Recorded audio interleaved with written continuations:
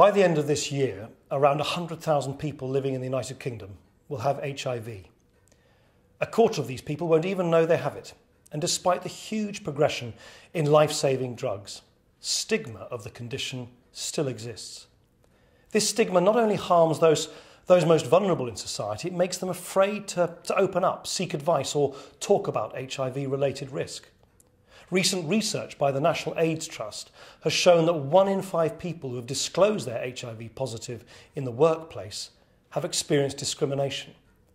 This is simply unacceptable in 2012.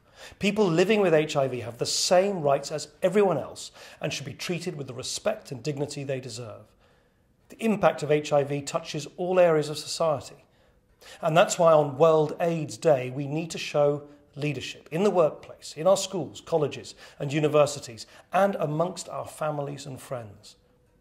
Huge strides have been made in effective treatment and early diagnosis. If diagnosed early, many people with HIV can expect a near normal life expectancy.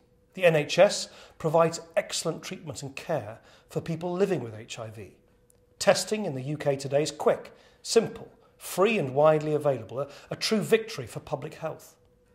The National AIDS Trust was created 25 years ago to shape attitudes, challenge injustice and change the lives of people living with HIV for the better.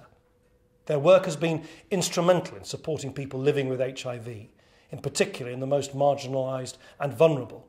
So whilst we can be proud of the progress we have made, we recognise there is still more we can do to make individuals, families, communities more aware and better supported. According to a recent UN report, we're seeing more than a 50% drop in new HIV infections across 25 low and middle income countries, more than half of those countries in Africa, the region most affected by HIV. And this is thanks to intensifying global efforts in tackling AIDS. So today, on World AIDS Day, we can look back on our achievements, but also recognise that there is still much more progress to be made. Let's work together in the United Kingdom and across the world to create a world that is free, finally, from HIV.